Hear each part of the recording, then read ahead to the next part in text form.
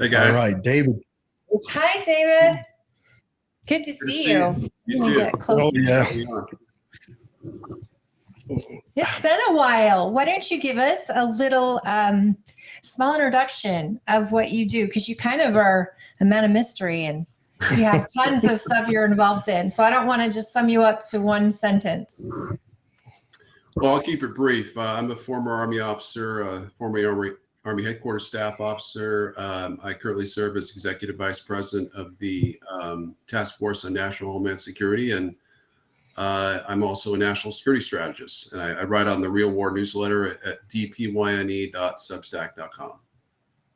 Amazing. And you're a resident of Tooele County, is that right? I am. How amazing that we have. You're kind of a big deal. We're packing the heavies, and that is DPYNE at Substack. So go over there and subscribe if you want to read his newsletter, see what's going on. Can we put that in the comments? And we will add that into the show notes. DPYNE. Yeah, dpyne.substack.com. Thanks. Is it D as in David or? Okay. Yeah. It's D. It's in my first initial, and then my last name. Oh, that's easy. Okay, at Substack.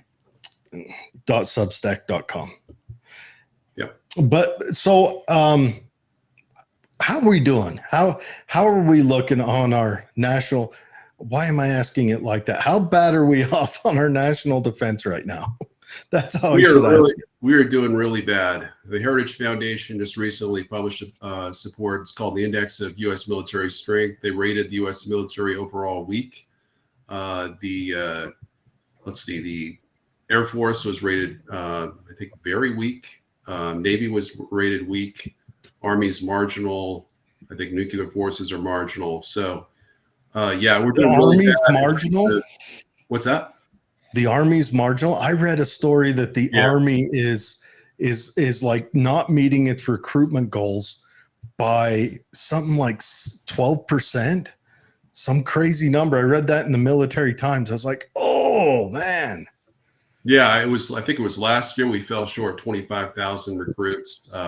Obviously, all That's this, all the woke, transsexual type recruiting ads are really tanking Army recruitment. But the funny thing is, there's been a lot of funny memes recently about us going back to white male recruiting and stuff like that. So that just means we're going to war, right? Yeah. We'll drop the DEI military ad. I worry because I know a lot of parents look at this commander-in-chief and they don't feel safe sending their child to the military with a commander-in-chief that is not obviously making good decisions. Well, it's not just that. It's the My Two Moms commercial. Well, DEI for sure. And you're going to send your child in to fight next to a Zerzem who's worried about their nail polish that morning. I'm a veteran. I don't want to be in a foxhole. Look, nothing against if you've got purple hair and you're concerned about whatever else, but I want someone in my foxhole who's going to be combat ready. It's very important. I mean, it's ridiculous. I mean, that was the worst. That one cartoonish ad with with the lady that had two moms, and then you put that against the Russian military recruiting ad where it's got this buff guy doing all kinds. He's a sniper. He's a sniper. He's hardcore. The guy is swinging heavy, and then we've got ours.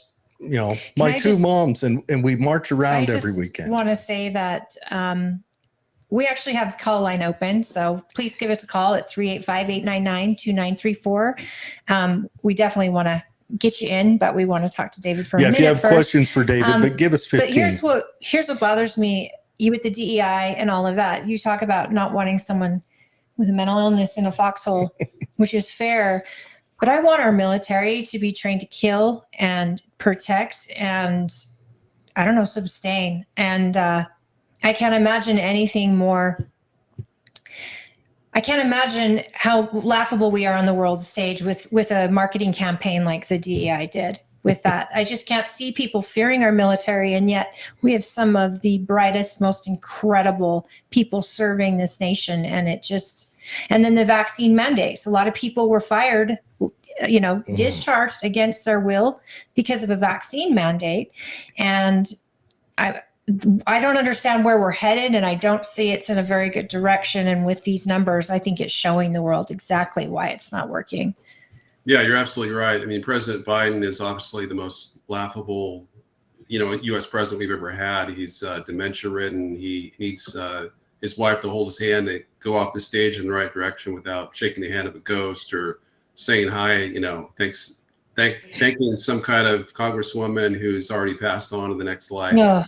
For coming, recognizing ghosts. So yeah, he's laughable. He's ridiculous, and he's doing all the wrong things. I mean, in Ukraine, we shouldn't be involved in Ukraine. We shouldn't be fighting a proxy war against Russia. We should be, trying to establish peace with Russia, to try to break up their alliance with China. Instead, we're doing the exact opposite. He's saying that we're going to go to war with China over Taiwan. I mean, that's exactly the wrong message to send to China. They could attack us preemptively and destroy the U.S. Before they even invade. And then, of course, I think with regard to the Gaza war, I'm not going to give Biden flunking marks. I think that was a little bit out of our control. But I will say that he has really done horribly when it comes to appeasing Iran. And a lot of these Iranian attacks and proxy attacks and aggressions, I think they've really been incited by Biden's weakness on that front, because he's given him $6 billion in ransom money. I was going to say, not just incited, but paid for. Yeah, he's essentially financed it, and he's cut all. Even though we have some sanctions in place, a lot of those were formally lifted, but the few that we have left, he's not even enforcing. So he's enriched, the Iranian terror regime by perhaps $60 billion since becoming president, and they're using that money, putting that money to good use to kill and wound American soldiers. And can I add his withdrawal from Afghanistan and leaving behind so much military equipment that can only be used against us in the Middle East? They've already found it. They've already found some of those weapons left behind. The drone that flew in and killed our guys recently. Yeah. Very well. I mean, we could have financed that drone. It's absolutely insane. It would be laughable if it wasn't so sad. Yeah, and Iran, I've assessed that Iran's a nuclear power. I know that's not a mainstream opinion, but all the intel that I've seen shows that it's nuclear already. It's got nuclear missiles. It's got super EMP satellites above the U.S. So we don't want to mess with Iran directly. And I think of the one area, the one country that I trust Biden not to mess with directly is Iran. So that's why I'm not giving him failing grades on Iran, but I'm absolutely giving him failing grades on Russia and China. He really couldn't be doing any worse with regards to both countries, I think. Well, just wait. He'll tell you to hold his beer. Because the second you say that, hold my beer, I can do worse. I mean, yeah. The fact that he is willing to close the border as long as Senate and the House gives him more money for Ukraine, to me is insane. That's extortion. Holding the people's safety hostage. And you said EMPs. I mean, how much money has been put in infrastructure to protect us from something as serious as an EMP? And why hasn't it? Zero. We're taking care of not one cent has been used to strengthen or defend our nation against EMP attack, or even Russia or Chinese nuclear missile attack, for that matter. Hey, David, what does an EMP attack look like? Is that something that happens to one location in the country? Is it something that can be done nationwide? So there's super EMP weapons, which are essentially nuclear weapons optimized for EMP effects, and it would only take one super EMP detonated about 280 miles above the U.S. In the center of the U.S. to take out all of our electronics, critical infrastructure, power, water purification, distribution, food distribution, transportation, communications, internet. I mean, our entire economy would collapse. Government services would collapse. Emergency services, law enforcement. Society civilization would end in the U.S. following an EMP attack. A massive cyber attack would accomplish much of the same things. Not quite as severe, but pretty close. And we in the the EMP task force have estimated that it would could take the lives of up to 90% of the American people after 12 months following an EMP attack. So That's amazing. it's a deadly it's an existential threat that U.S. leaders have done essentially nothing to protect us against. President Donald Trump, of course, being the only exception. He had a really great EMP executive order, but he didn't have the power as president to provide any funding to enforce it. Well, if you look at it like this, any family member you have that requires electronics to stay alive, they're gone day one. Yeah. Any family member you have that requires insulin to stay alive, they're gone as soon as that insulin goes bad in the warming fridge. Any family member you have that requires any medication, as soon as that medication either runs out or becomes unavailable or loses its ability to function, but depending on where you are in the country, elderly who require heat or cooling. Oh, and if it happens in the winter, that'd be the worst. I've heard a number thrown out there before that it would take roughly $5 billion to secure our electrical grid. Is that correct? From an EMP? Yeah. So our old executive director, Dr. Peter Pry, used to throw out $2 billion as kind of an initial investment. Realistically, it's probably it's north of 50 billion, perhaps as high as 100 billion. To fully harden our entire electrical grid against EMP and cyber attack.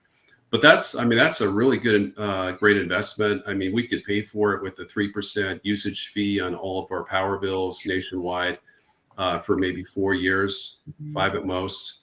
We'd be that would kind of turn it over to the free market, which would make it a successful endeavor. Guys, we've given over 300 billion to Ukraine. That is a drop in the bucket for our own protection, and no one is bringing this up. This is insane to me. Mm-hmm. Yeah, that's exactly 90% right. 90% of our people, 90%, can last 12 months. And it'd be genocide. I mean, it'd be what Hitler did to the Jews, except multiplied based on the U.S. population, which I think we have 306 million American citizens, and then maybe 26 to 40 million non-citizens, including illegals. Well, you say that, but next week that number jumps by 2 billion, and then next week we keep getting more of those. People would starve to death. The food supply would be gone. The trucking industry's gone. Everything. Yeah. So unless you can grow your own food and protect your water source and not get killed in a civil war that would definitely happen within these big cities. I mean, this is like Leave the World Behind, the show, but did you see that movie, David? I mean, is there any truth to that show? Well, I mean, elements of it, I would say it's about 50% true. Obviously, there's a lot of weird stuff like the animals. I mean, that had no basis in reality. Some other stuff, but in terms of people getting cut off, power getting cut off, cars running out of gas because the gas pumps don't work. All that's true, and people needing to go into like survival bunkers and take shelter to defend against their neighbors, essentially, try to obtain the scarce food and water resources necessary to enable their family to survive. Yeah, it's an untenable situation, and it would there would not be a United States coming out on the other side of it. No, your money is in just no use, and travel would be hard because all the cars would stop at once, which makes all the freeways basically a traffic jam. Unless you're driving like a 1969 Charger or a 1942 GPW. Hey, David, Fred Swain says clean water would be the first large challenge to an EMP, as well as only 2 to 3 towns in Utah have 100% gravity-fed water systems. And that's Utah. Imagine. I mean, I can't fathom that our government has not immediately said, and I get even more angry that Trump had to sign an executive order to meet this requirement. And where was our party? when that was being decided, when we had the majority. These things should have been done. He's been talking infrastructure last time when he ran. That was a big key. And I don't think it was just to make America pretty. It was to back up our military again, make sure we're 100%, as well as our electric grid being covered, and the border, etc. So tell me, what does your task force do? Well, primarily we're not, we're a congressionally authorized board, of course, but we're a nonprofit organization. We primarily designed to, our mission is to educate policymakers first, but also citizens, and to kind of lobby U.S. leaders, particularly members of Congress, to pass grid hardening legislation. We're working on that at the state level as well. Bob McEntee is, he succeeded me as head of the Utah EMP task force. So we're trying to work with Utah legislators to get some grid hardening legislation so that at least, our power here in Utah could be preserved to some extent. Funding is really a huge deal. We're trying to get, just like a minimal 0.5% excise tax just to get us started. So it's a multi-year effort, even under ideal circumstances, but, with minimal funding, at least we could start the process. Some of our power might survive. Ideally, we could continue educating the legislature on the benefits, saving a couple million Utah citizens' lives in an EMP scenario. Unfortunately, a lot of people just, a lot of U.S. leaders believe that the chances of an EMP attack happening are really low. And in the current environment, with potential war with China over Taiwan, it's actually pretty high. So, I would say it's moderate at best. It could be, it's currently moderate. Could go up a lot higher than that if we get into a shooting war with China, honestly. But EMP though means no boots on the ground. They don't even have to come onto our shores. That's right. Yeah, they could defeat it without firing a single missile. They could detonate a super EMP satellite, either a Chinese or North Korean, or they could detonate a nuclear weapon in space. I assess it's likely they have at least a few, and perhaps dozens of nuclear weapons in orbit over the U.S. In space at a low Earth orbit that they could. One of which could potentially have a super EMP weapon, is like North Korea and probably Iran as well. Does Space Force have the ability to knock something like that out before it hits the United States, or is that just a pipe dream that some of us sleep at night thinking? The EMP doesn't hit the United States. It's above. It blows up in the atmosphere, or even really above the atmosphere. You see it within the atmosphere if you were in space or monitoring space? If they're dropping it from any kind of satellite that's in a semi-static orbit, I don't even think we'd know it was launched. Yeah, so that's the thing with an EMP satellite, for example.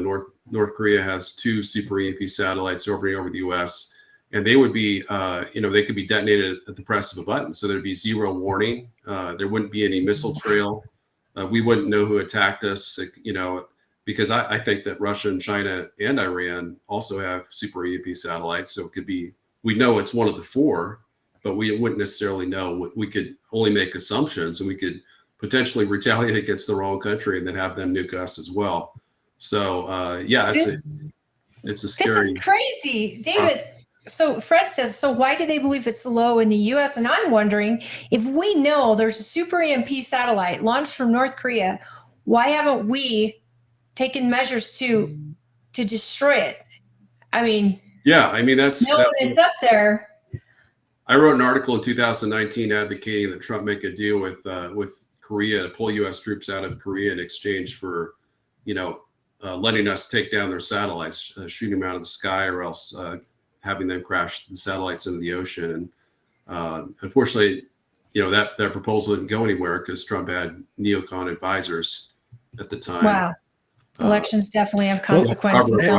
National security advisor. So I think maybe they don't want to acknowledge this because they're too busy trying to get other bills passed, even on our side, that are those short-term make you feel good bills, where this is a long-term serious thing. This is frightening. Well, it's a short and a medium and long-term threat, but then there's also the threat of a super solar storm, a a G5 geomagnetic storm could take out the power across the entire country. Didn't that happen? Didn't that happen in what 1880 something to the telegraph? Yeah, Telegraph is 20 years old. 1859, Knocked it all out. there was a Carrington event, which caused even the telegraph lines to catch fire and telegraph operators to be electrocuted. I mean, that level of technology was so low. I mean, just imagine what the effect would be, with technology today, where everything's electric, everything's power, and internet based and whatnot. An alert just came up on my phone that U.S. has began strikes on Somalia and Iraq, or Iran. Somalia and Iran. Yeah, it just came up. And well, Ilhan Omar is going to be extremely happy that we're bombing Somalia. I think it said Somalia. I saw an S. It can't be Iran. If we're bombing Iran, that could be a nuclear war. That's why I was a little bit. We might be hitting Iran forces in the ocean. I don't know. So let's lay out. I have two questions. One, would it be possible for states to take it upon themselves to harden themselves? Okay, sorry. Could the state of Utah do that? I'm just going to refresh here. Let's go. U.S. begins strikes on militias in Iraq, Syria. Sorry, in retaliation for fatal drone attack. So it's breaking news alert. Yeah, I can guarantee that Biden is never going to attack Iran. I mean, there's zero chance of that ever happening. Hold on. Iran attack, if they try to nuke us or. Well, what if Iran had pictures of Hunter with teenage girls? You think he might for then? I mean, there's a way we could spin this. If you can't launder any money out of them, just Iran ain't taken back enough to vote blue or act blue. Hi, Mom. Yeah, that's the irony is, the Biden family has received millions from Russia, but he's still fighting a war against them. He has received, a lot more, 10 million in direct money from Ukraine. So that explains why he's putting the U.S. at risk of nuclear war from, his 10 million bribe from Ukraine. But then he's 31 million from China as well. He's supporting this war in Ukraine, but Russia's winning. Maybe Russia wants it. No, I think everyone's getting rich off this war except for the American people. Me, I'm getting way poor. Russia's definitely winning the war in Ukraine, as I predicted they would before they invaded.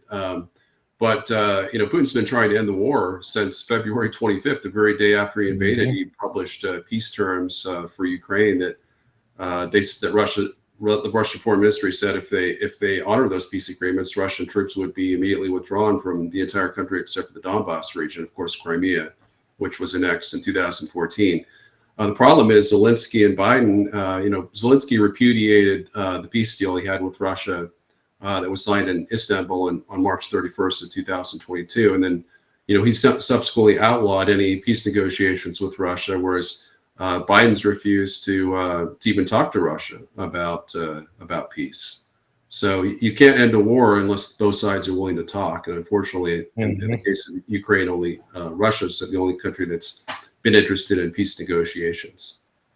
Yeah, well, see, now if Russia isn't invading Ukraine, Biden doesn't have a reason to support Ukraine, so Ukraine can't make kickbacks to Act Blue and whatever straw corporations Biden's brother has set up. It's horrific. It's a pretty good scheme. There's a generation of young males dead. Because of this, from both countries. Ukraine's going to talk to China. At least 200,000 Ukrainian dead and perhaps 300,000 in the war, just from the military. In a small country too. Yeah, I mean it's a medium-sized country. It started the war with 41 million. Now it's down to about 28, I think, 28 million. So they've lost 30%, mostly refugees. 8 million refugees that have fled the country, including 700,000 males evading the draft. Don't want to get killed in the meat grinder against fortified Russian defensive lines. But then also about 5 million, I think, that were annexed by Russia and the 4 oblasts that they annexed in September of 2022. Do you think we'll ever find out what kind of, I mean, Zelensky, how easy for him to abandon any election efforts and to say not until it's over, and to keep coming with his handout, not just to the US, but across Europe. And China is meeting with Russia in talks. I mean, we're empowering our enemies. And yet, do you think we'll ever find out what this is all about? Do you think Trump being in office could could put an end to this war? Because I listened to our own Republicans, Nikki Haley, even Mike Pence, talk about the need to support Ukraine and pushing this war effort. And I'm wondering, I don't know that it would have ever happened under Trump, but hindsight's 2020. But I'm wondering, do you think that we'll ever find out or put an end to this if we change who our commander in chief is? Well, I mean, I think we all know the answer, right? We all know it's all about NATO enlargement. That was the one thing that Putin asked Biden to do. He basically said, if you guarantee Ukraine will never join NATO, we won't invade. And Biden said, screw you, do whatever you want. We're not going to agree to that. And Putin did, and he thought the war was going to be quick because he had limited objectives and was going to pull out soon. But no, it never would have happened under Trump, because Trump doesn't even support NATO. He's basically said he wouldn't defend European countries. He said he wants to pull the U.S. out of NATO. It's obsolete. And he's completely right. And he said he wanted peace with Russia. He had a comprehensive peace plan he was going to implement with Russia and sign to end our Cold War with Russia. And North Korea. Never have been invaded. And of course, the Democrats went crazy, apoplectic on that. The deep state created the fake Trump-Russia collusion, which consumed about 3 years of his presidency, followed by snap impeachments. Of course, the Ukraine impeachment, where he was supposedly impeached for delaying weapon sales to Ukraine, which in fact was false. He never delayed any weapon sales to Ukraine. So, I mean, everything the Democrats did was to basically to ensure war with Russia, and they're getting very close to achieving that goal, unfortunately. Well, we had a deficit of boogeymen on the world stage, so the Democrats went out and made one. Well, and they impeached Trump for doing exactly what Joe Biden bragged about publicly, and yet they did it with hearsay and everything else. I mean, this all feels by design. It's bigger than that. This must be exhausting for you, because I know you're a pretty conservative guy. You're super, super smart, well respected. Or is it? But does this just make you? Or is it crazy? job security for you? Well, a little bit of both. No, I feel good that you're doing the job, but I also think, my goodness, what you must have to deal with in your own mind about what's happening in this country.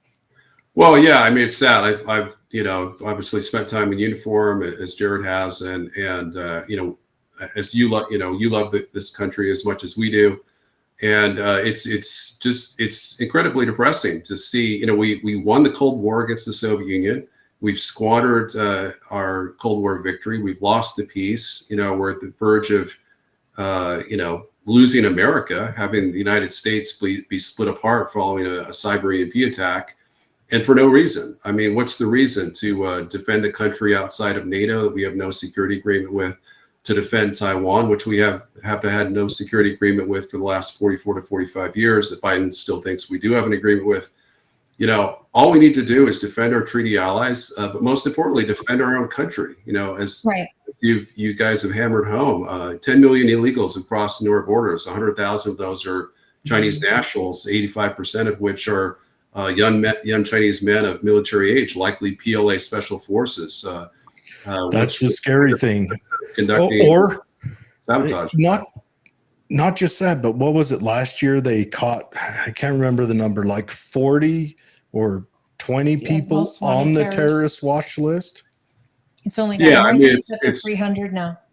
It's way higher than than they claim it is. But yeah. Well, that's how many they caught. How many people terrorists are crossing our border at will, essentially. But anyways, I really want to ask you, what could a state do to harden just the state? Let's say Governor Cox says, you know what, I think this is a real threat. I want to work on hardening our state, run an extension cord down there to Delta and have it ready to be plugged in if something bad happens. Is that possible?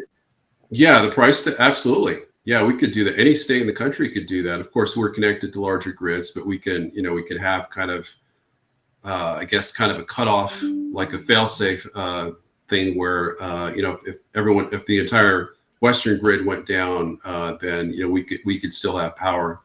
And those are off-the-shelf solutions. It's not like we're gonna have to do research and development to try to, figure out how to do this for a few years. It would just require the political willpower to do so, and of course, the public financing. Really, the power companies could do it on their own. Of course, unfortunately, the power companies have been, really financed by China, essentially, to lobby against it. And I know Chris Stewart doesn't like me to talk about that because he got mad at Bob for talking about that when we briefed him in his office some years ago. But Chris Stewart's been a advocate of hardening against EMP as well. But it would just be about 500 million would be the total, but it wouldn't be it wouldn't be extra taxes. It would be, as I said, a usage fee, so that a large business that has a power bill of, I don't know, 5,000 a month or 1,000 a month would pay way more, in terms of real money versus if my power bill might be 200 a month, and then I'd be paying $6 extra a month. That's And not a. I was just curious. I have a couple pet questions. One, could nuclear power solve that issue? And if Utah built like its own nuclear power plant, but then two, unless we have a way to secure our border here in Utah, and we're the only state with power, and we do actually protect our grid, everyone will be coming.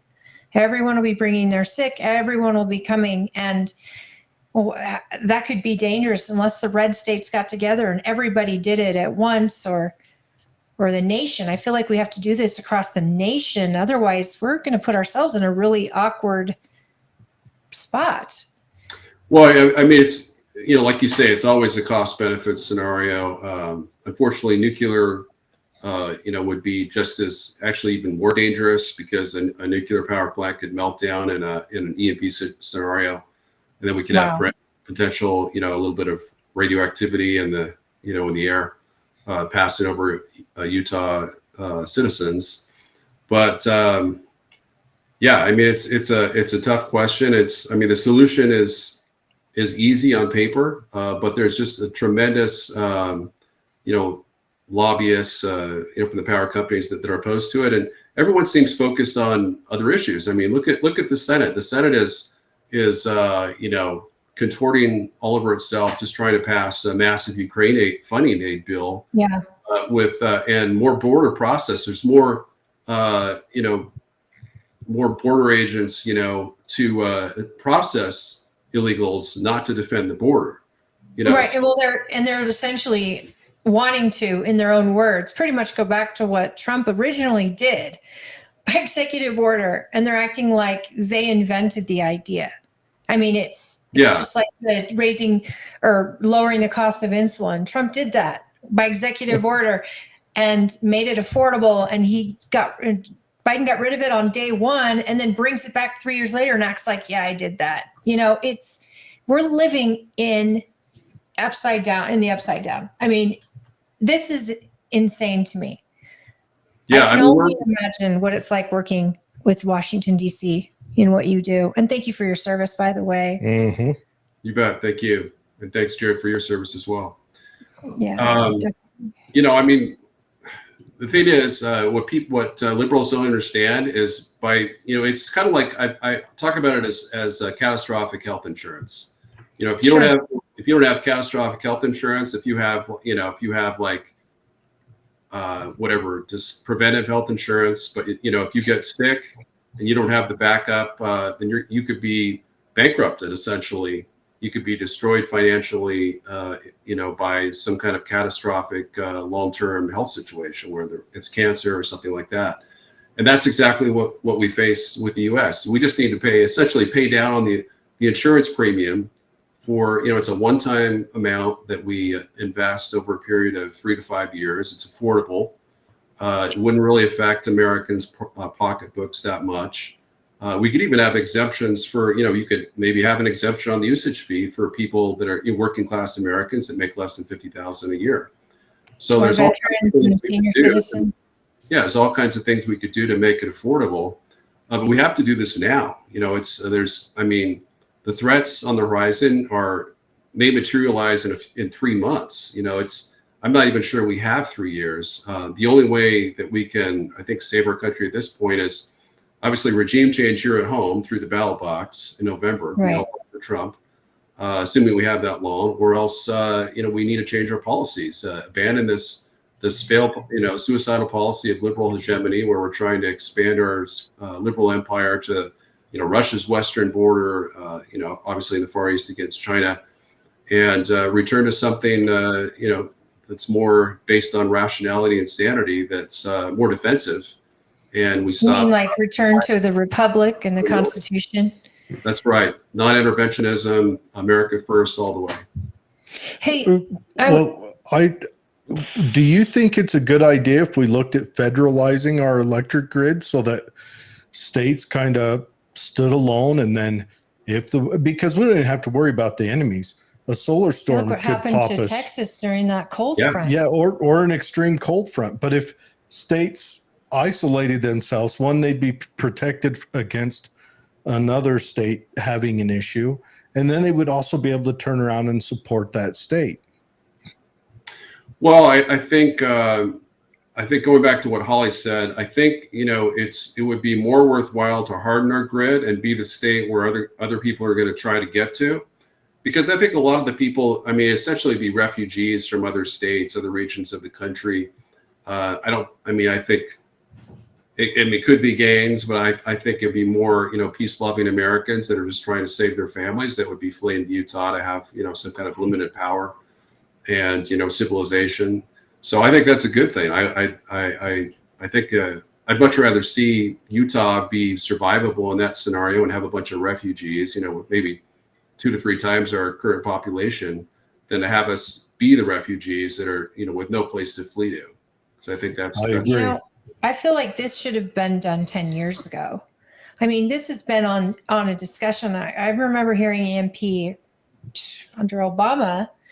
And again, I think it was the number 5 million or billion was tossed out 10 years ago.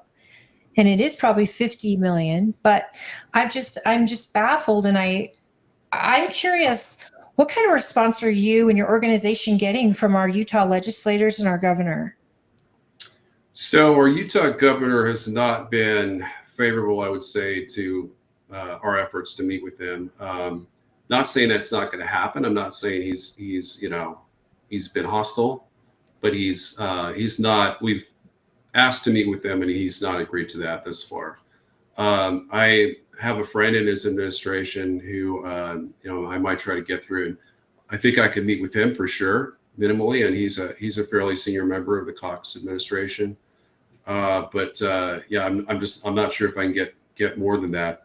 Our speaker, on the other hand, the great House Speaker, Mike Schultz, is very supportive, and he's likely to sign on to some kind of grid hardening bill. And we're having discussions with him right now. And, so it's important to point out who's with us, who's right.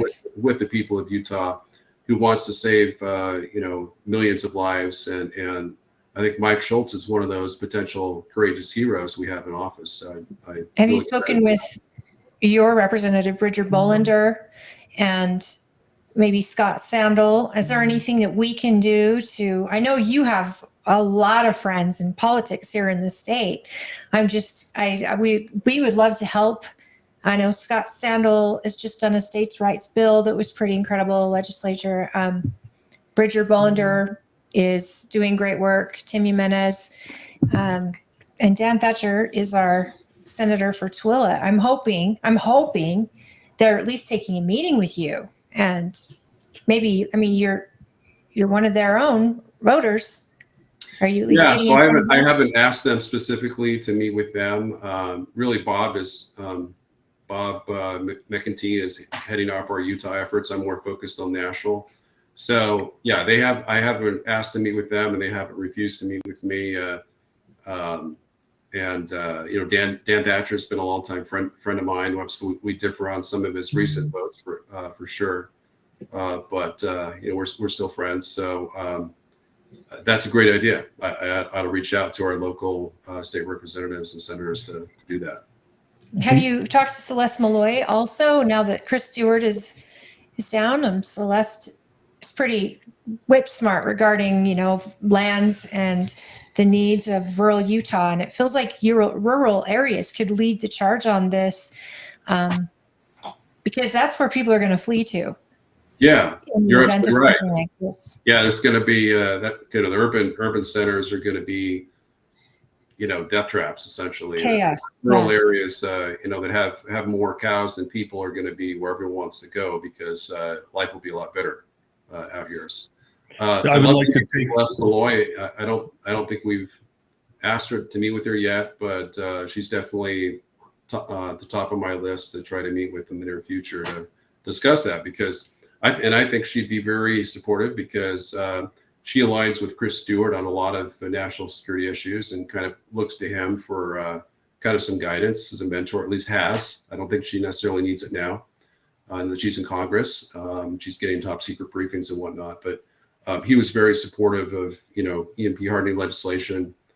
He didn't actually sponsor any after the SHIELD Act of 2013, which didn't pass.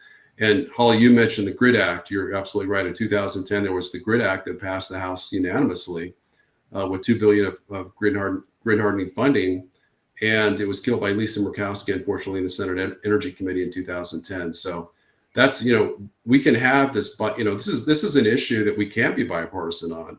Absolutely. It's not political.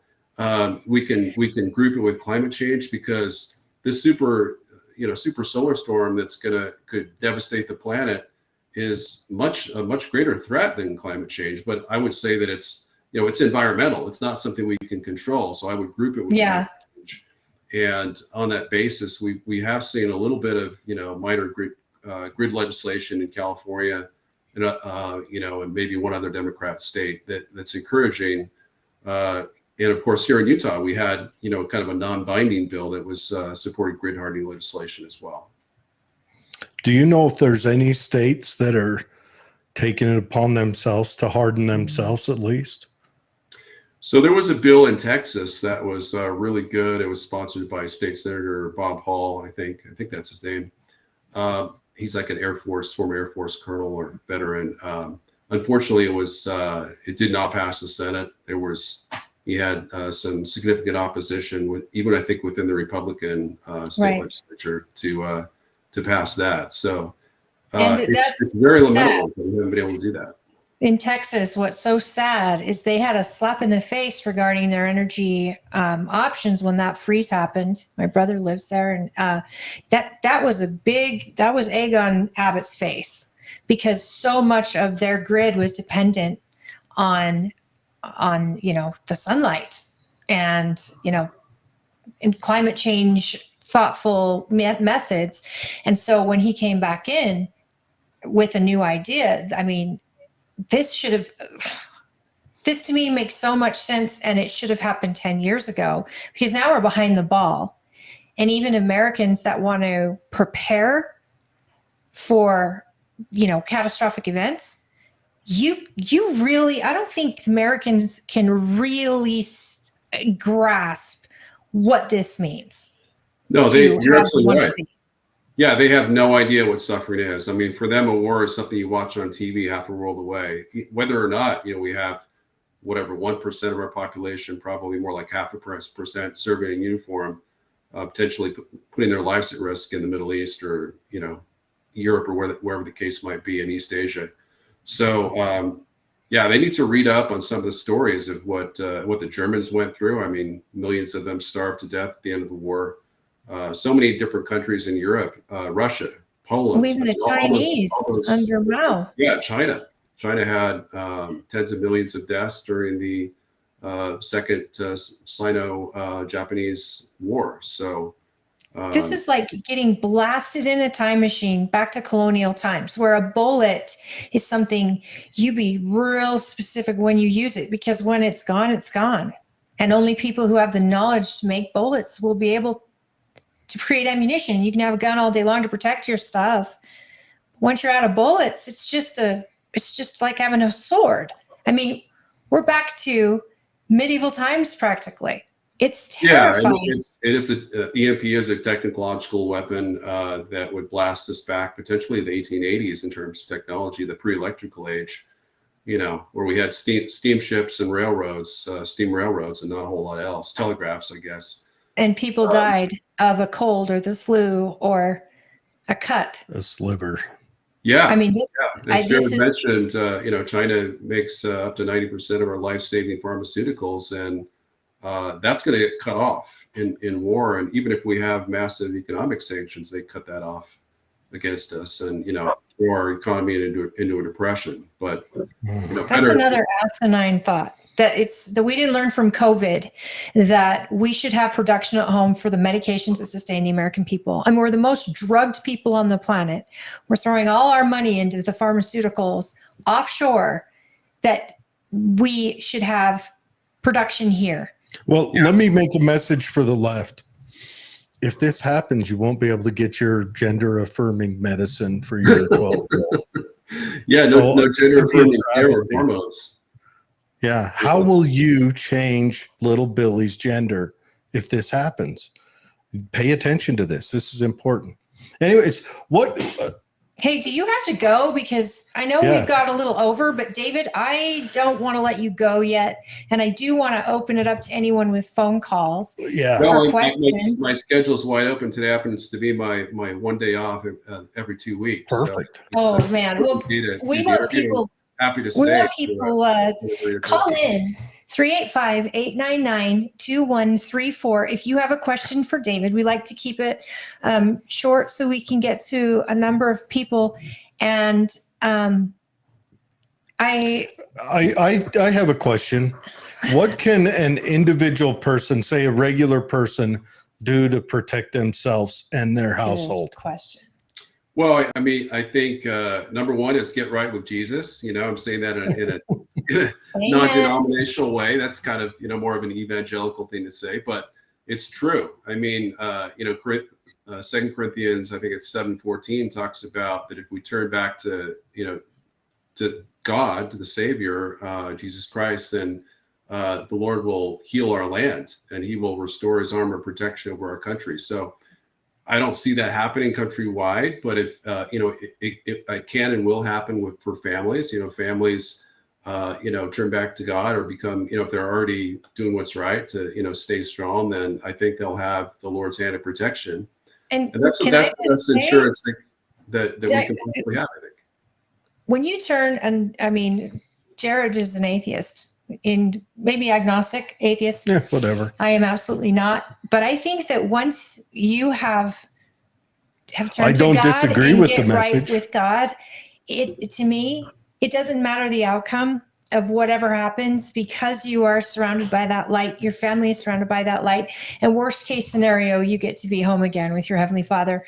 But best case, your family survives, and you can be you can hopefully help other people and hopefully rebuild what we've lost. But I really appreciate that. If our nation would just consider going back to God and becoming a moral people, we would probably have a lot better outcomes and maybe a government that's not so tyrannical. But please continue with what else can we do besides that? And that's big. Yeah. So second would be a year of food storage and as much water storage as you can have within reason. I mean, the Church of Jesus Christ of Latter-day Saints recommends 2 weeks. I would say more than that would be better, but at least 2 weeks, because water obviously is the most essential thing we need to survive. And also medication. There's a site called Jase Medical. It's JASE medical.com. Yeah, we have a promo code for Jase. Yeah. We've been doing the Jase case. Promo code is JAM-1615. So if you go on to jasemedical.com, like who's talking about, they're right here in Salt Lake City. And oh, really? I actually purchased their product for my husband because he's making preparations, and I was just amazed. I mean, it's not cheap, but neither is not having what you need in time of need. And I appreciate you mentioning them, because I reached out to them and they gave us a promo code and wished us well and thanked us for sharing their site. And now I can tell them that thank you. Yeah. Yeah. So, I mean, that's all about life-saving medications, as you mentioned, and I think they give up to a year's supply. I don't know exactly how that works. Obviously, I think you have to have a prescription. You do a lot more than I do, but I have family members. My brother-in-law has an issue where he would need medication. So I'm trying to get my sister to buy some.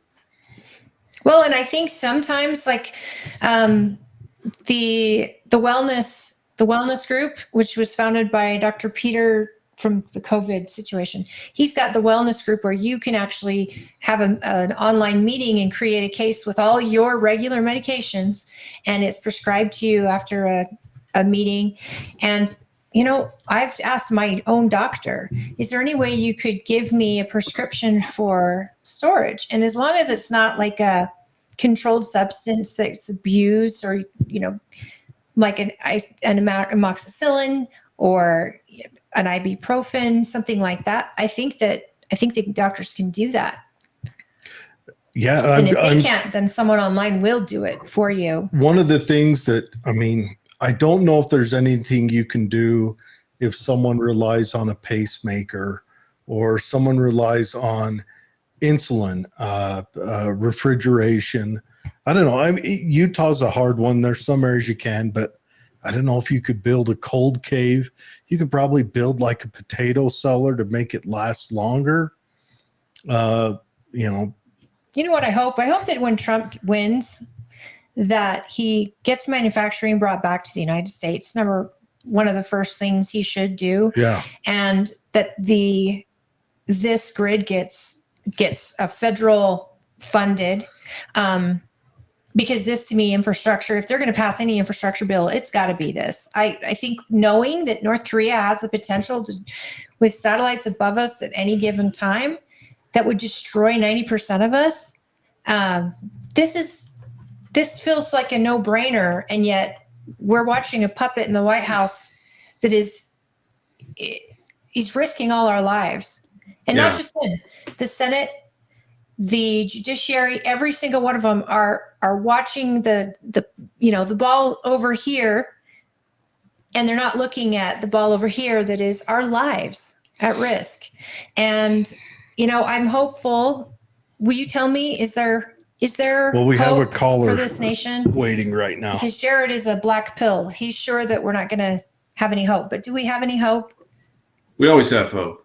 Yeah, we always have hope. I mean, definitely it's looking really bleak right now. But as you mentioned, if Trump were elected, he could implement, just foreign policy alone. I mean, the number one thing we could do, like in terms of our security outside of, some things I've recommended in my book, Catastrophe Now, on Amazon.com, is that, we could change our foreign policy to be less aggressive towards Russia and China. I mean, the neoconservatives are always talking about we need to fight Russia and China at their borders so they don't fight us here at home. It's the exact opposite. If we provoke them to EMP attack us because we're messing with them in Ukraine and Taiwan, they could invade us very easily. There's nothing we could do about it after we get EMP. So, yeah, I don't even think they'd really need to. We'd just be.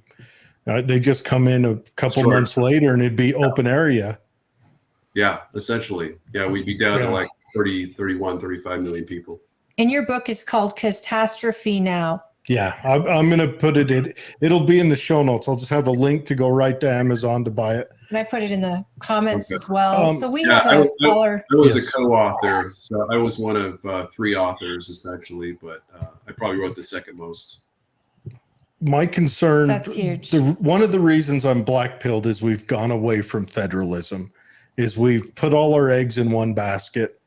We've gotten to where everything, the main hinges is all in DC. And let's face it, DC is known for turning gold into poop and nothing else. And I would, that's it. I would say Biden is specifically known for that. I mean, Yeah, but Trump may have had the golden touch. even if we get Biden even has if we That's the opposite. everything to even crack. if we get Trump in there, we've still put all our eggs in that one basket. Well, we're spending Trump- 4 years fighting. Trump will have 4 years as president. What's next? And what's after that? And we've still got those eggs in one basket. And we may be handing that basket off to, someone who's not very good at handling baskets. Yeah, Like we have now. So Yeah. I like the 10th Amendment. I think that's the most important. If we don't have that, I don't know. All right, we need to get this Yes, caller because we've got Holly. Hi guys, Mallory's on the line, and I think she's got a question for David. Go ahead, Mallory. Mallory, we are you hear there? you. Go ahead, Mallory. Oh, hello. Hello. Hi, Mallory. Friend. Hi, Ollie. Hi, Do you have a Dad. question? Hi, how are you? Yes. How are you? I just wanted to thank David Pyne for what he said about number one, being right with God. Thank you. That is people are so afraid to say that nowadays. So I want to make sure to thank you for that, because that is number one. And Jared, dear Jared, he's just a closet Christian. No Christians in a foxhole, right? Or no atheists in a But, foxhole. another thing I'd like to say is that, I have seen a couple of your interviews with David Pyne, with you guys, and with We the People, UT. And, his interviews, the interview you guys did with my father and Sharon on this topic, I have tried to share these interviews with my city, my community, and they just get shut. They get deleted. They message me and say, oh, this is inappropriate. It's going to scare people. Even when I posted a free women's training seminar to learn how to defend themselves, they took it down because it was scary. So the biggest issue that we're dealing with, I think, is willful blindness. Yes. Ostracism. And so it's very difficult. Well, I understand that, I grew up learning all this stuff from a very young age. When I was in elementary school, I had instructions from Daddy that if the power went out, I need to go find a phone and check if it's dead. So I've had a long time to come to terms with nuclear destruction and EMP and all that, chemical, biological warfare. I've had a lot of time to think that over. But a lot of, as Jesse Kelly would say, a lot of normie norms have not. So our struggle is not only just willful blindness, but the birth pains of waking people up. Because this stuff is far too, it's terrifying to even think of. And people think that, I'll just die immediately and it'll be fine. But that's just not the case. Well, I would like to, you open the door, Mallory, go ahead and ask him your question you ask everyone. Oh, yes. David Pyne, do you listen to Jesse Kelly?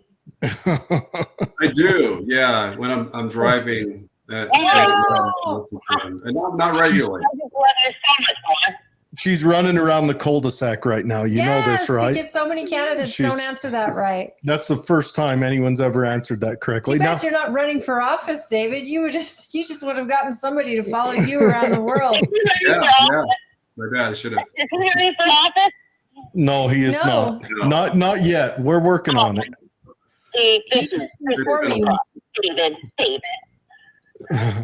I want to take a minute and mention Mallory's father was a guest on the previous iteration of this show. You can look it up. It's Paul Seafried. And his profession was building fallout shelters for people. Wow. He did it privately, and he's very knowledgeable on front end to back end of the fallout shelters. And we will have him on again. There are some people who are preppers, and they're not. Once you meet this guy, he's in deep, and that is Mallory's father. That's something I want to do when I was in high school. I always planned to have my own fallout shelter in my backyard. I never followed through on that. So maybe hook me up with your dad, and I can get started on that. Yeah, hey, I'm telling you, Oh, Paul. yeah, you two would get along like peas and carrots. Yeah. Thank you for calling. I grew up with 2 50-gallon drums.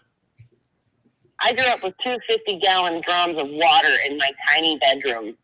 You know, I had to put posters on them, like, I don't know, for like a normal girl. But, I would love you two to get together. He's just a delight. But I think we should get. And I spent a lifetime listening to him talk to regular people. Devote hours and hours on the phone with regular people to help them prepare. And it's not as you just got to get started. Don't just start anywhere. And this stuff is survivable. I think we should, we got to let you go, Mallory, but I think we should arrange to have David come and run a pistol one weekend with us. I love that. Oh, darling, we'll take excellent care of you. I'll make sure I pass. Attention than you ever wanted. I'll pass the information off to him when we get out of here, Mallory. And your wife could take it as well. Yes. She does an amazing course for pistol training, and I've taken it, and it's pretty incredible. David, I'm just curious. I'd like to kind of get to that there's always hope. What can the average American do at this point besides vote? But so many are disheartened by the last election. And I want to dig in, on that. Beyond getting right with Jesus, what should people do in their house? What should they do in their own lives? So solar generators, obviously, you mentioned refrigeration. I mean, solar generators can provide a renewable source of power. You can get a portable solar generator for maybe $2,000. There's a guy by the name of Matt Jepson I could hook up your listeners with, or maybe you could just post his information that I could give to you. Send us the stuff. He's like one of the best preppers I know of it in northern Utah, and he's given me a lot of good advice that I've been buying, some stuff for my family, including a solar generator, solar panels. Obviously, if you have a solar panels on your roof, you can if you can find out a way to disconnect those from the grid and hook them up to to your home power directly, then that would be optimal, I think. In addition to that, guns and ammo, obviously. I mean, I hate to mention that, but non-lethal weapons, lethal weapons, pistols, shotguns. This is the wrong show to talk about guns and ammo, David. It's his favorite. I mean, we lost ours in a boating accident, of course, but if we didn't, we would love to have guns and ammo. I always tell people alcohol and cigarettes, because that's excellent bartering, and people, even in an emergency, will want their alcohol, and they'll probably trade for it, because you're not going to want to trade food necessarily, but you might trade ammo. And I think that what you're saying is, also, I think how you vote locally and getting engaged locally and focusing as closely on your local community, like your community. So not even just as a broad county, but your neighbors, and all of you get together, and a couple of you do have solar panels. A couple of you have generators. A couple of you are storing excess amount of water under your house, and everybody's got a plan. I think that neighbors, especially in rural Utah, where we could, I live on an island, so we could try to, mark off some of the road, and all the neighbors join in together. And I don't think politics should ever be mentioned in any of this. There's no parties when we're in a catastrophic situation. Let's face it, if people are prepping, there's a party. You just don't have to mention it. Well, the problem is that what happens to those who do nothing, blissfully ignorant, think the government's going to save them? I think those are the first people who are either going to riot, civil war, or they're the first to die. do all those things, all of those things across the board. They're the first ones to do all of that. People without a plan. Yeah. It's a terrifying thought. So the other thing I sad. want to mention is to have a bug out plan. So in other words, if you live in an urban or fairly populated suburban community that's not far from a decent sized city, then you'd want to have like some kind of like a cabin, ideally, or a farm. Obviously, that'd be the best place of all because it has independent food production. And you better train how to get there on foot. Yeah, I have some scooters that have like 18-mile ranges, so I could power those up with my solar generator, and then I could head off somewhere to maybe Tooele and back to check in with whatever remains with the county government and try to get organized for where I live. Yeah, that's something I'd recommend. You could even find if you have a family member or a friend, just say, hey. If things go down, the way we hope they don't, can we come stay with you for a while? Maybe that becomes kind of a permanent residence squatting situation, but at least you have someplace you can go. And I don't think it's going to be a bolt out of the blue. I used to worry about a nuclear bolt out of the blue, like a first strike. I think we're going to see a build up. I think China's going to blockade Taiwan. I don't think Biden's going to automatically go to war with China. Hopefully he won't at all. Hopefully he'll remember he's a communist Chinese paid agent. But if he forgets, then no, he's not just a Chinese paid agent. Anyways, go on. Sorry. There's other. Yeah, but if he forgets, other benefactors. Yeah, if he forgets or stumbles us into a world war with China, that could would quickly escalate to at least the cyber level, the counter space level, then. People are going to have some warning time to bug out and get to a more survivable situation in terms of for their family. And then the last thing is, and this might be a little controversial, there's an LDS prophecy that talks about the missionaries being called home before kind of the apocalypse, essentially is what I call it, where the nation might get destroyed. And if you see that, even as a non-believer, just remember I said that. That's the primer. Be ready to for things to go bad in days or a couple weeks, because it probably will happen. Well, you saw what happened to America when the COVID virus and the shutdowns happened. When toilet paper was in demand.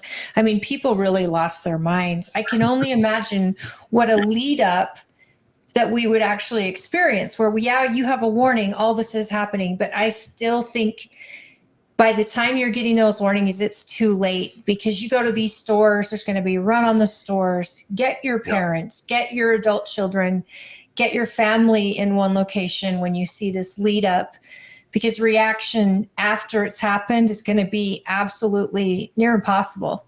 So having that plan and executing it, maybe if we are given warning, praise that God that we do get some warning. But, my brother's in law enforcement, and I would hope that if he gets some sort of warning like this, that he joins our family with his family, even though he's going to be torn. Do I protect my community? And Fred Swain's in law enforcement. That's the problem, is that, in an EMP type scenario, it's going to be just like World War I with Germany. In 1918, Germany was really doing great on the battlefield. They defeated Russia and were closing in on Paris and with their spring offensive in 1918. But their people were, their families were starving to death, and they were receiving letters from home that, your sister starved to death, your mom or dad starved to death. So they melted away.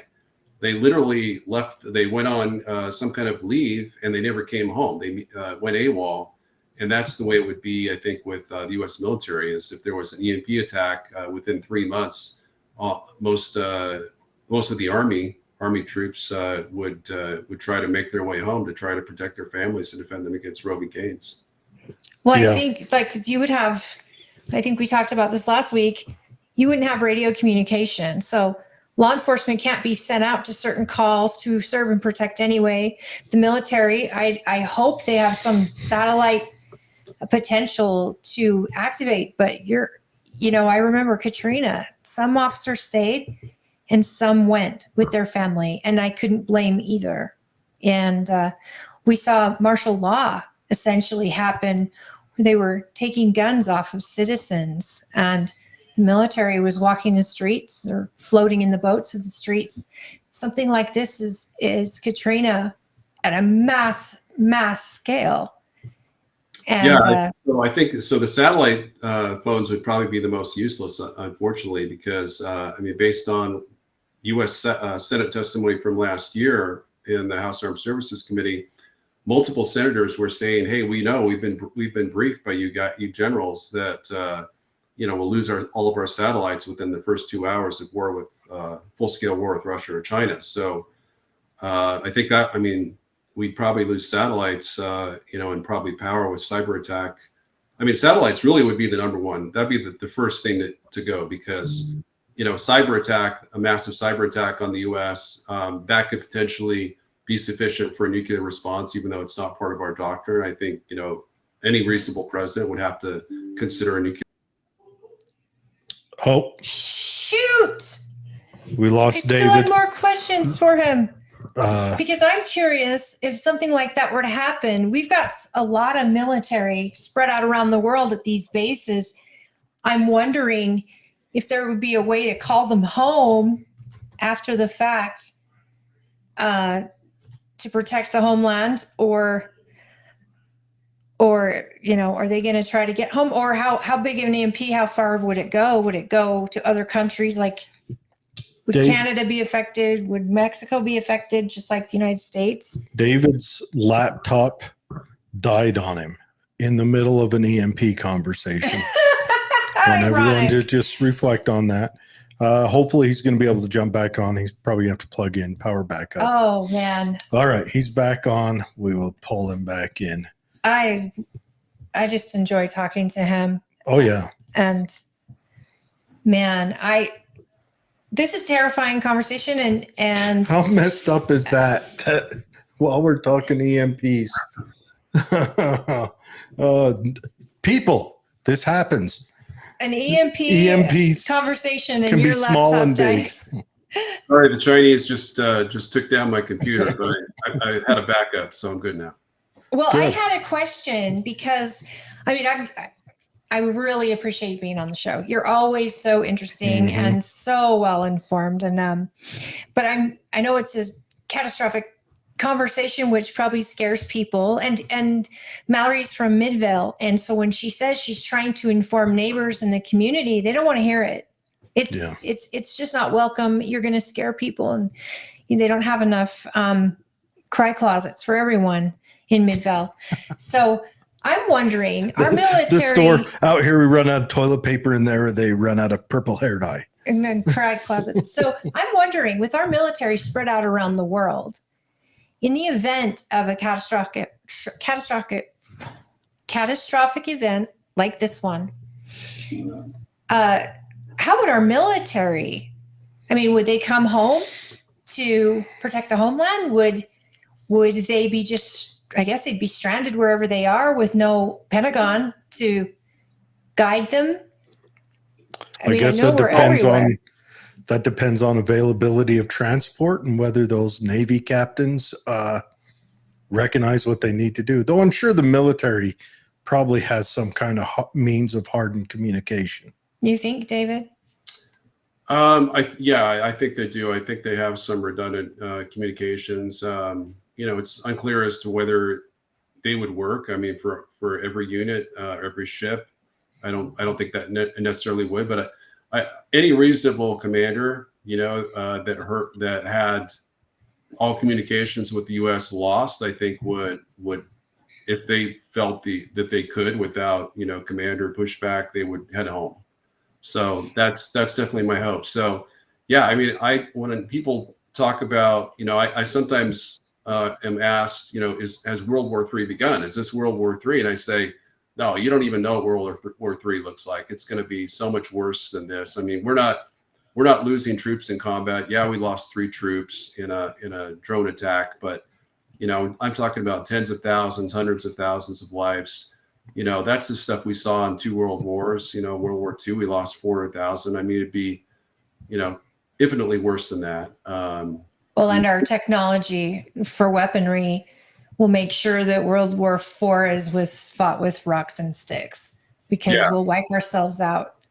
Yeah. So World War III, most Americans will know we're in World War III because the power will go out and it will come back on again.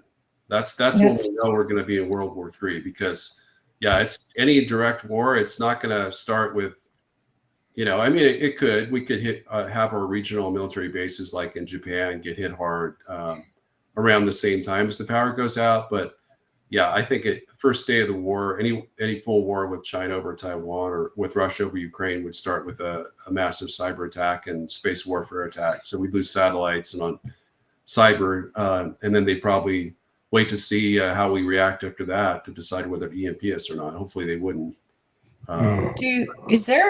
Is AI potentially an ability to be attentive to, say, one of these cyber attacks? Is there any AI fundamentally being decided on at the Capitol level? Do we have Skynet yet? Okay, that's fair. Yeah, I heard I heard of a corporation that had a similar name, so that was a little ominous. No, good. That's pure fantasy world. We're not going to go there. Just because, I mean, it's just not a thing. Elon Musk talks about AI a lot and how, we might suffer a lot if AI takes over and decides to, they have an Android army or something like that. But realistically, AI is useful for, like nuclear response time. We're able to assess a lot better. Obviously the president could have as little as 5 minutes or even less to, decide whether to launch a nuclear response to a nuclear decapitation strike by Russia or China, for example. And AI is it's very important for military applications across the board. Have you seen the robot dogs that were patrolling? And they look exactly like the dogs from Black Mirror. I don't know if you've seen the episode, but they're essentially robot dogs that are armed with weapons and cameras and everything. And then almost like out of a show that you saw 5 years ago, they're walking the streets in New York instead of people.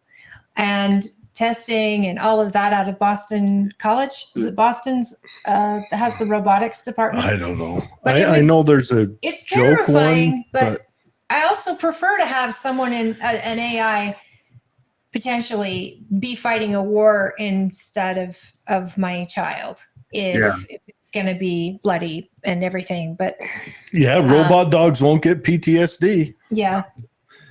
Well, I'm thinking maybe what we need is more cyborgs. I grew up watching RoboCop, so have a little half and half patrolling that are Terminator style, but still have a human element. Elon Musk Starlink just got approval from the FDA not very long ago, to actually start testing the brain.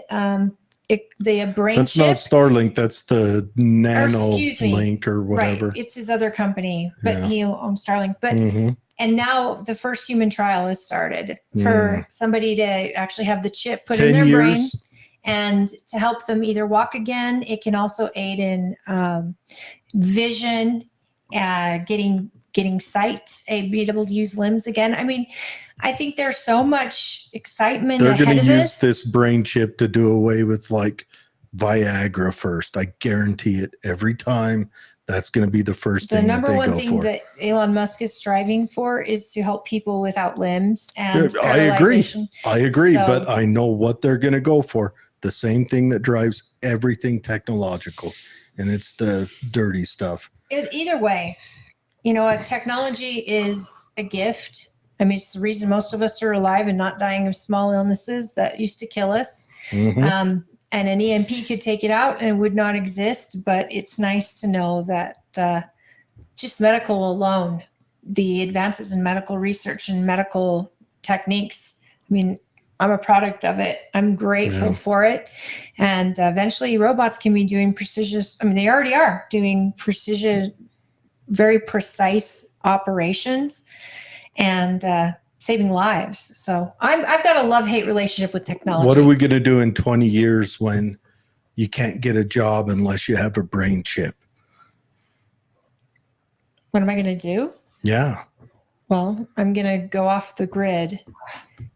Because that's where it'll head. It'll be like, hey, you're applying for this job. What's your brain chip address? So we can send What's the your acceptance social letter. credit score? I don't have a brain chip. And they'll just be like, oh, sorry. That's how we do our meetings That's is on brain chip. also like a Black Mirror episode. So for people who haven't watched the Black Mirror on Netflix, that show goes over the dangers of technology implemented into the United States or England too. But there is one episode, and I don't know what it's called, but it's the bees episode. I recommend everyone watch it. Just basically about little drones and how tiny these drones are now. And this show blows your mind because it takes you everywhere that you see technology taking you, and it's a big kid show, so it's probably rated R on some of the episodes, or absolutely, and then some aren't. And no episode is the same. It's just like Twilight Zone. They put to modern times. But watch the Bee episode. It'll really blow your mind. But it makes you think differently about technology and how it can be used against us as a people, just down to social media, for example. And what you do has consequences. David, we should let you talk. Sorry. Yeah. I get diarrhea of the mouth. I'm so excited. My brain's working and you're making me think. Yeah, no, those are all great comments and mind-blowing things to think about. ESG, I think, is the big near-term danger, and thankfully we have a state treasurer, Marlo Oaks, who's really been a champion against that. Biden he talks about fighting a war against democracy, a war for democracy against autocracy, and he's importing Putinism, essentially, trying to make us another communist China. If not, or Russia, with social credit scores and everything else, throwing Trump supporters in prison, and Trump potentially, crushing, Trump with all these bogus lawsuits, Elon Musk, trying to take his money away. It's all very Orwellian, and it's everything that Democrats claim to be fighting for, they're fighting against, and everything they claim that Trump and the Republicans are doing, they've been doing for years, and Trump and the Republicans are pretty much innocent of all the wrongdoing they claim they're doing. So, they're called fascists. We need to impeach this guy. We need to convict him, or remove him, and kick his butt into space or into the ocean. Trump is accused of being a fascist, and yet the actual definition is exactly what the party or the elites or the shadow government or the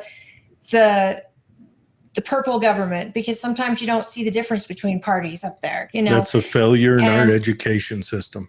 To me, it's baffling, because here we sit and we feel like we're all a bunch of ants just doing the work to fund a government that's fighting us, and they use that word democracy so much because they want us all to assume we're a democracy, and we are not. And yet they've used it so much. Even our Republicans, elected Republicans, are using democracy in the everyday language. They've changed definitions of actual words like insurrection, for example, and female, male. All of this is getting changed, and that's what a fascist government does. And yet we're living in a clown world. We're living in a clown world, and every time you point out that the emperor has no clothes, you get canceled or you get ignored, and even good politicians will distance themselves from you because they want to get reelected. And what you're saying isn't going to make them popular on both sides. And I think that's a dangerous place to be. If we can't call it what it is and be a moral people, we are doomed. Would you agree? Because I know you mention this a lot in a lot of logic in what you talk about. Yeah, I totally agree. So I think I've been saying for a while that Democrats define the word democracy the same way that the Soviet Union and the Democratic People's Republic of North Korea define it, which is one-party socialist rule, a police state, one-party socialist police state. That's what they define as democracy. They talk about Zelensky being a Democrat, even though he assassinates his political opponents, imprisons them, cancels indefinitely democratic elections. That's really the model. Maybe short of the assassinations. I won't go that far because he hasn't done that yet. But But they he's are trying imprisoned. to put Trump in prison and give him a death sentence of life in prison, because even 10 years he'd likely die in jail. Well, he's imprisoned newspaper editors, people who run media stations. He's Zelensky? he's expropriated media stations for the state so that they can't be honest media stations. He's done all of that. Yeah. And yes, and it's a problem with our education system because no one sat these kids down when they were the appropriate age to learn what fascism is. 13?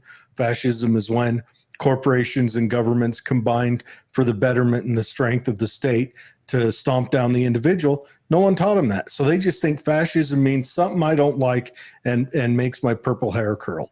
And that's what they taught them. So they use it like that. And it's ruined it. Yeah, fascism is what America is under Biden and the Democrats, essentially. Absolutely. Hands down.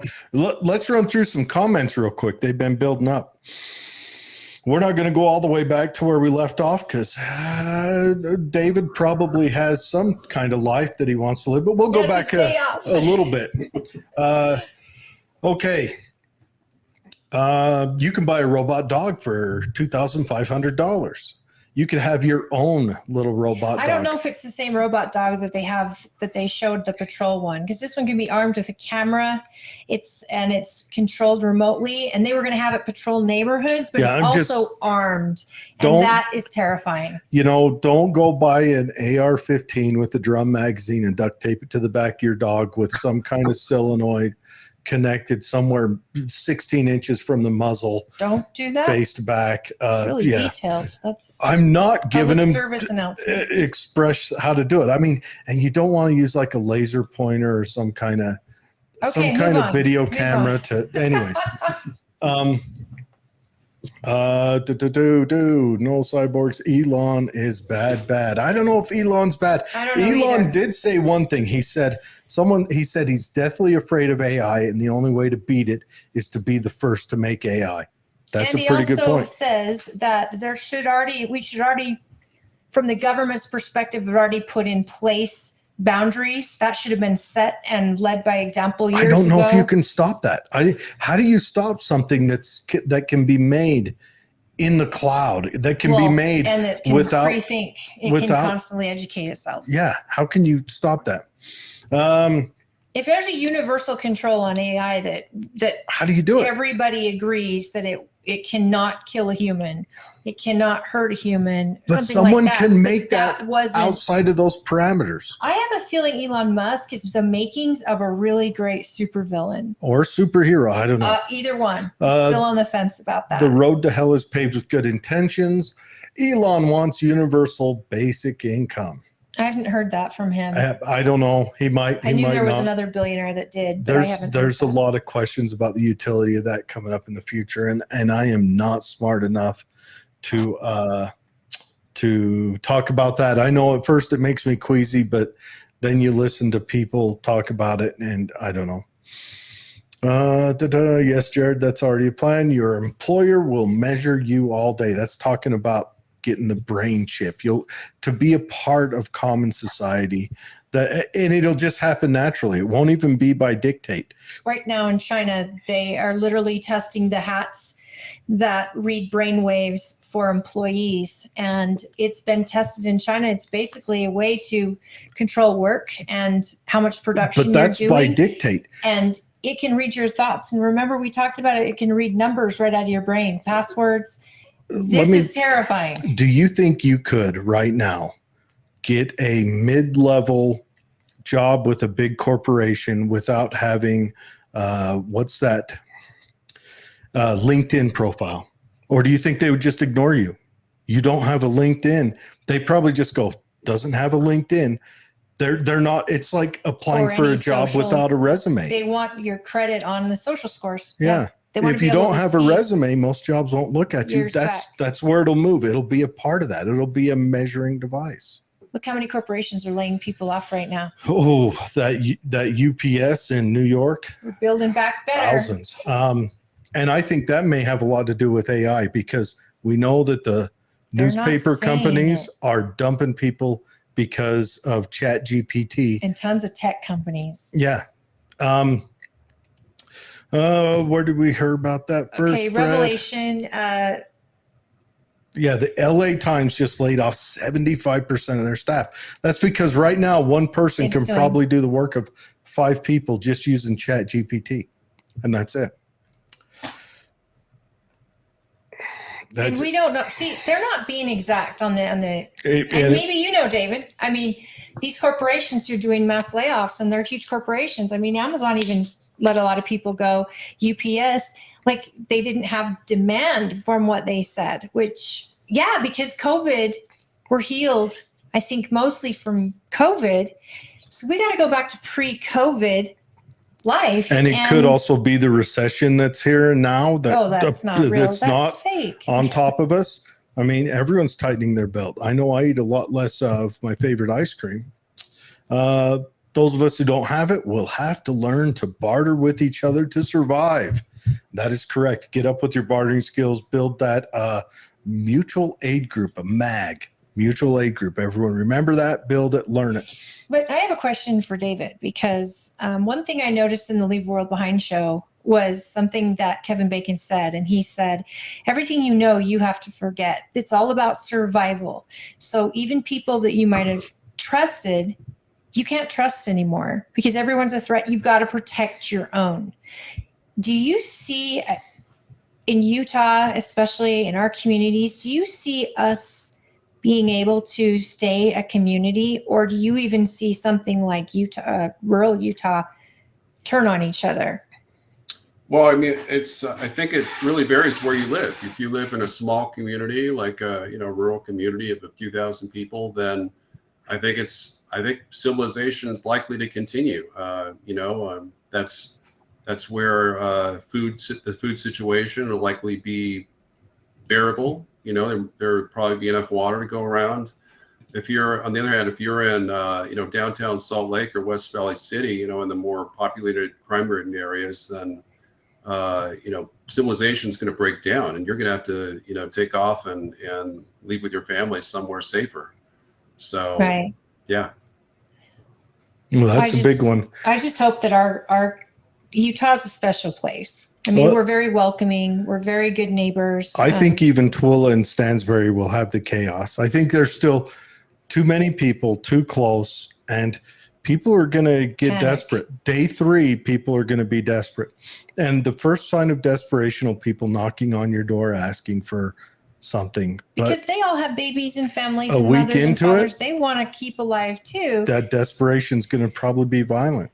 So you have to turn your own neighbor away or young kids away in order to save your own kids. And that's a series of decisions you have to make in the name of survival. And I think O'Malley said it in the chat, that people won't know what hit them. Yeah. I'm paraphrasing, but she also they'll said, just wake up when it's dark, and that's when they'll panic, and it'll be too late by then.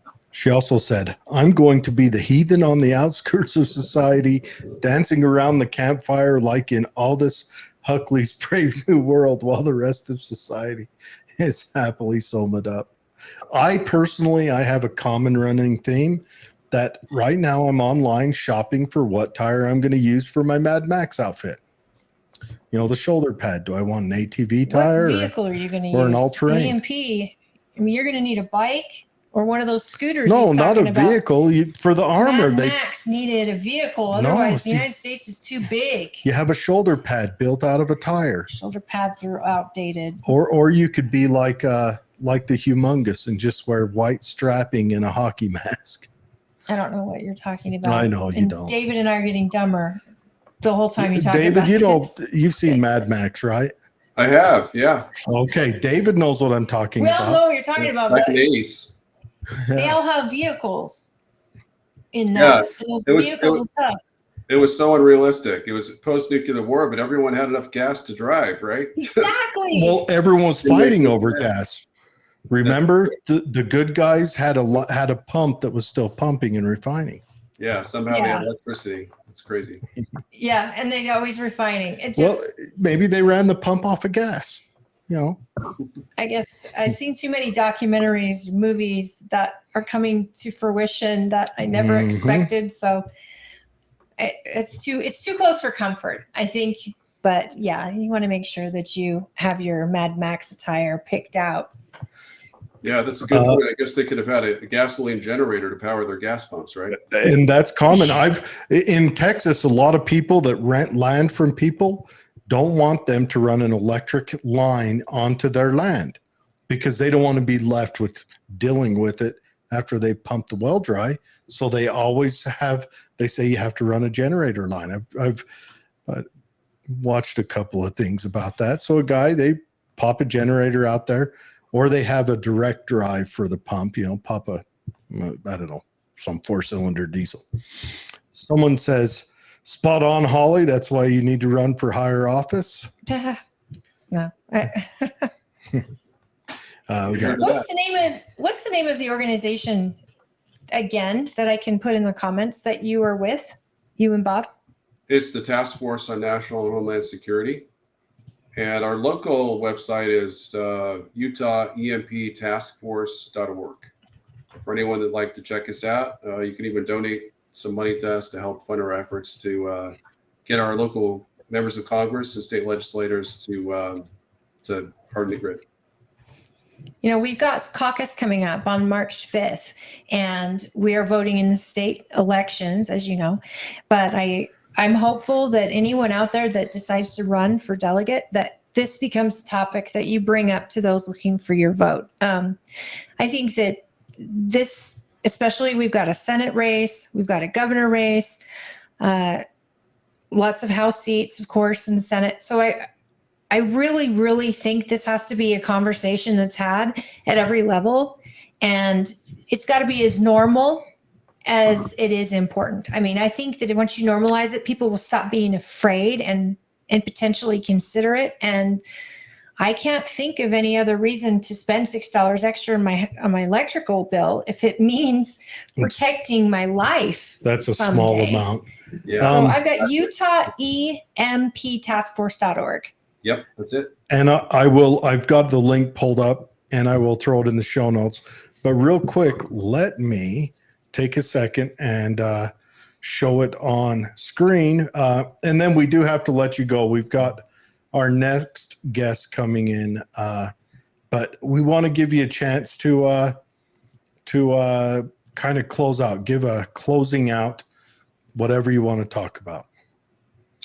Yeah, so I really want to thank you for having me on your show again. It's been great, great discussion, and I think that one of the other things that I didn't mention that your listeners and viewers can do is to go to my website, Real War newsletter at dpyne.substack.com. Subscribe to my newsletter; it's free. There is a paid option to get a little more open source intel than I give my free subscribers.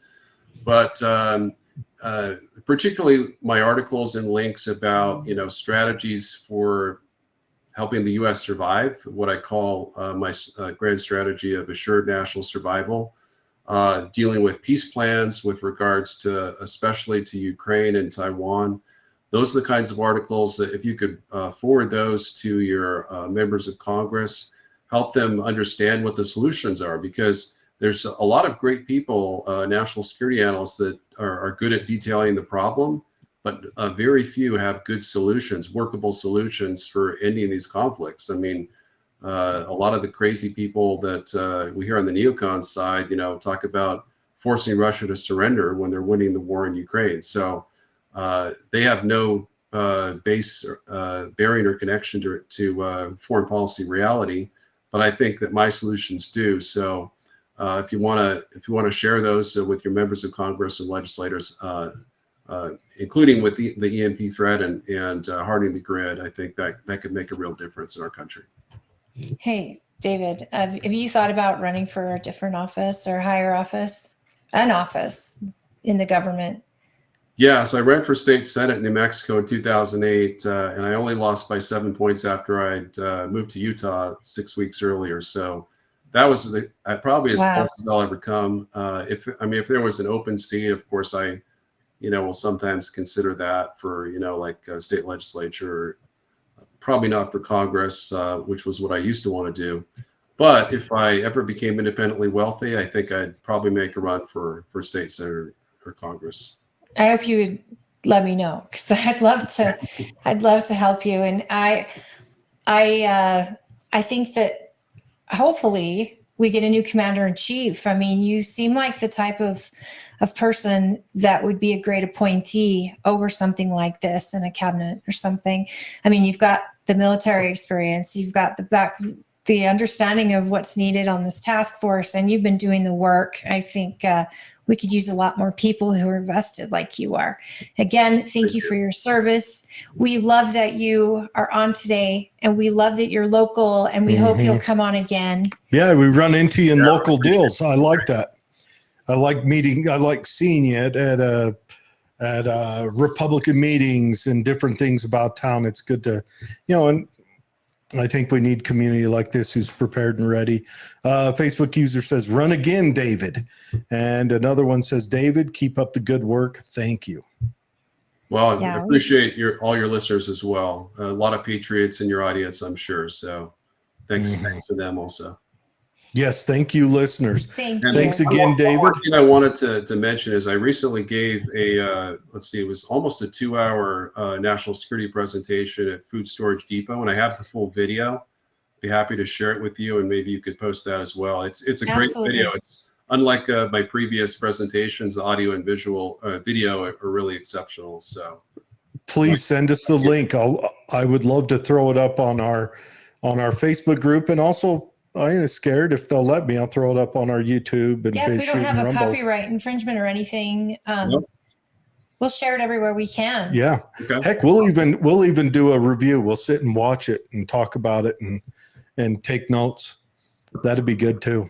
Yeah, that sounds great. I'll send it over. Thank you. All right. Thanks, David. Have a wonderful night, good sir. And you too. Have a great weekend. Yes, sir.